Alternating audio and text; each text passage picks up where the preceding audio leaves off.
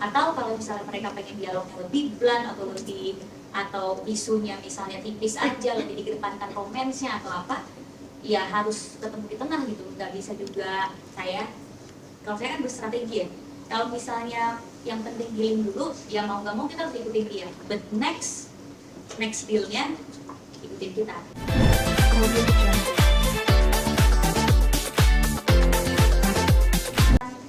Minta kamu present proposal, kalau proposal kamu diterima, kamu dikasih funding untuk memproduksi film tersebut. Nah itu kan udah dapat satu privilege tuh, kita dapat fasilitas itu sekarang. Kalau dulu kan nggak ada fasilitas itu. Jadi kamu bisa cari funding misalnya dari Kementerian Kebudayaan juga bisa, atau festival.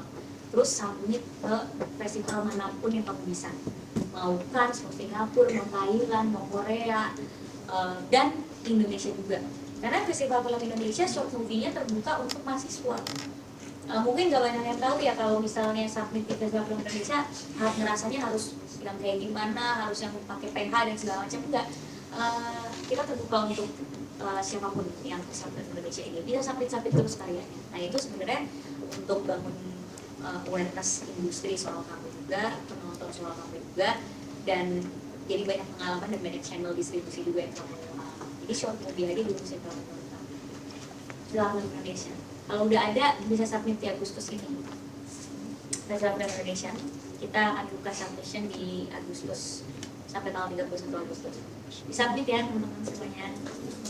Aku selalu sangat senang kalau misalnya melihat ada anak-anak ada bisa nggak kayak lebih detail kira-kira biasanya kalau production house atau distributor itu ngefeknya segede apa dan bagaimana ya kira-kira? Nah, yang bisa ya. Karena kalau kamu misalnya mau idealis di karyanya, kamu kan punya idealisme gitu kayak, ya aku nggak mau kreatif itu tinggal bertugas, aku maunya filmku kayak gini. Laku dalam distribusi channelnya nggak seluas atau nggak sebanyak kalau orang distributor itu memberikan kamu saran atau memberikan kamu insight. Karena kadang gini, misalnya di editing ya, orang distribusinya nonton, dia bisa bilang kayak saya nggak bisa jual ini kecuali kamu trim adegan ini. Pernah film saya di editing 4 jam, harus di trim ke 1,5 jam. Jadi itu buang adegannya banyak banget. Gimana caranya kita buang? Targetnya berapa juta penonton? Kalau targetnya saya mau targetnya 3 juta penonton, orang distribusi nyerah pasti. Kalau misalnya kamu bawa film ke dia 3,5 jam, saya nyerah deh kalau 3 juta penonton tapi 3,5 jam kalau dipotong bukan 3,5 jam. Atau misalnya orang distribusinya itu kamu langsung ke OTT, berarti kan kamu langsung ketemu sama orang Netflix atau orang OTT tersebut. Nah itu tetap biasanya nggak terlalu idealis karena mereka juga punya angka yang harus mereka capai. Jadi kayak misalnya, ya kamu kalau mau bikin produksi di OTT A gitu, karakteristiknya kayak gini, dan kadang dia juga menentukan pemainnya siapa. Saya mau pemain ini, cerita tentang ini, skripnya kayak gitu. Karena kenapa? Karena dia punya data kan, dia punya data nontonnya itu nontonnya kapan, siapa aja, umurnya berapa, nge-post dan ganti film lain tuh karena apa. Jadi biasanya mereka kasih insight. Yes, nah itu saya buat produksi itu intinya harus mengganti cara tulisan dialog sama skrip biar katanya Netflix banget gitu. Iya, dia bukan Netflix banget, kayak biar lebih blatant gitu loh. Jadi kayak misalnya kita lagi ngasih tahu cerita kayak gini cerita dulu. Nggak ada layering-nya kan maksudnya, saya harus. Nah itu memang tantangannya karena mereka tuh udah punya standarisasi sendiri dan kadang menyamakan kita juga sama global gitu misalnya. Kayak ya di Korea bisa kok kayak gini atau di negara mana bisa kok, padahal kan belum tentu apapun yang diadaptasi di luar tuh bisa kita localize sekarang kan. Jadi biasanya itu harus kalau di lapangannya ya itu harus bentuk-bentukan yang kamu mau Netflix meyakinkan bahwa dialog ini pasti work gitu. Atau kalau misalnya mereka pengen dialognya lebih blunt atau isunya misalnya tipis aja, lebih dikedepankan romansnya atau apa, ya harus ketemu di tengah gitu. Nggak bisa juga kalau saya kan berstrategi ya, kalau misalnya yang penting healing dulu, ya mau nggak mau kita harus ikutin dia, but next dealnya ikutin kita. Tapi yang penting kita udah bisa buktiin ke mereka bahwa I can work with you guys, nextnya ikutin gue ya. Karena susah itu kalau kita baru pertama kali terjun kan, kalau baru pertama kali terjun kita belum punya bargaining power yang kuat, ya kita susah untuk melawan pemain yang besar gitu. Jadi kalau saya strateginya di saat saya baru pertama kali present gitu masih di bisa nggak ya gitu. Kita ikutin dulu nih karakteristik yang dia mau dengan bikin sebagus mungkin, jangan sampai yang mereka mau juga merusak idealisme kita ya. Sebagus mungkin tetap bikin, nextnya kalau misalnya ada deal itu baru implement kamu, tapi yang penting kamu you got the deal, kamu dapat awareness dari situ, kamu dapat coverage dari situ, kamu dapat portfolio dari situ, nextnya baru tentukan sesuai dengan apa yang kamu mau. Atau kalau misalnya saingan ketat, jadi ya teori itu nggak cukup sebenarnya untuk kelas distribusi film, karena banyak banget hal-hal teknis yang nggak ada di teori.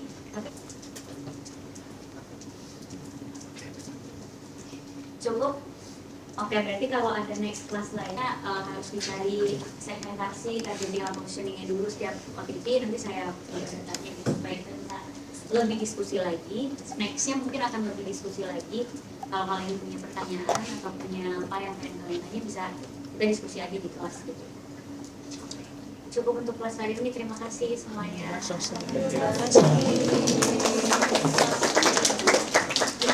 Baik, terima kasih Kak Prilly.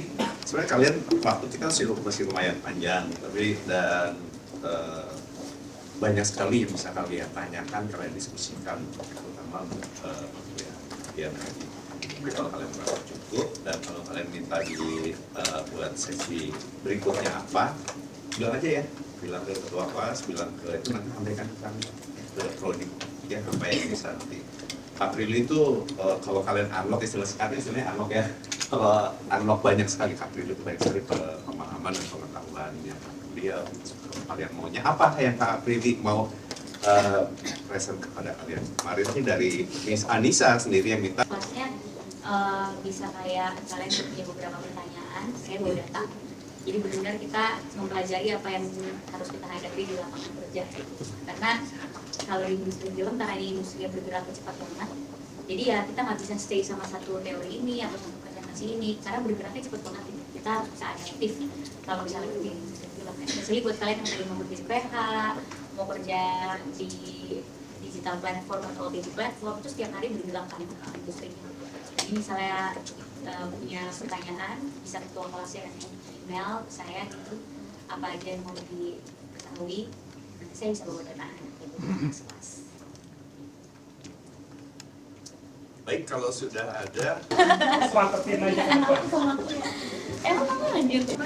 Ya udah maju sini. Sini maju. Ayo. Iya sih Pak. Ini pos kamu lah yang maju sini boleh.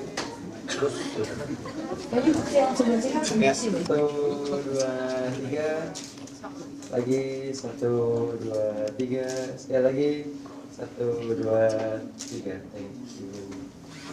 Kamu yang ini. KML lah.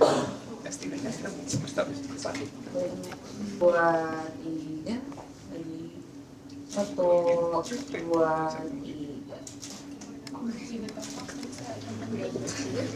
Oke, terima kasih semuanya. Beri tepuk tangan kita semua.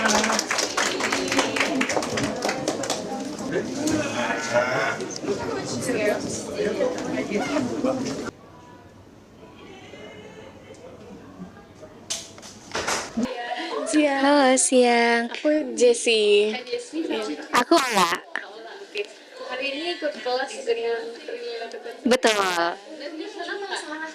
Kami kebetulan dari jurusan yang sama. Kami dari DMGF, yaitu Digital Media Graphic Film. tadi pelajaran apa yang diajarkan di kelas? Tadi sih kita ngebahas masalah kayak perfilman gitu ya, tentang Netflix, terus juga dari mungkin dari pembahasan film-filmnya, terus jadi gimana masuk di medianya seperti apa, dalam kerjaannya juga bagaimana, seperti itu sih. Iya. Hari ini dia ngajak kalian melihat Prilly ngajar dari seperti apa sih? Cara penyampaiannya. Jujur kalau dari aku sendiri, aku senang banget karena aku suka banget sama Miss Prilly itu dari kecil kebetulan. Dari film GGS, terus juga film yang lain-lainnya aku tuh selalu ngikutin gitu. Karena kebetulan kan Miss Prilly ini kan udah berkarir dari dia kecil gitu ya. Jadi di saat aku kecil tuh aku tuh kayak suka aja gitu sampai akhirnya sekarang beliau jadi dosenku gitu, rasanya tuh kayak happy banget sih sejujurnya gitu. Aku juga sebenarnya suka dari pas aku masa kecil, aku tiap hari pasti apa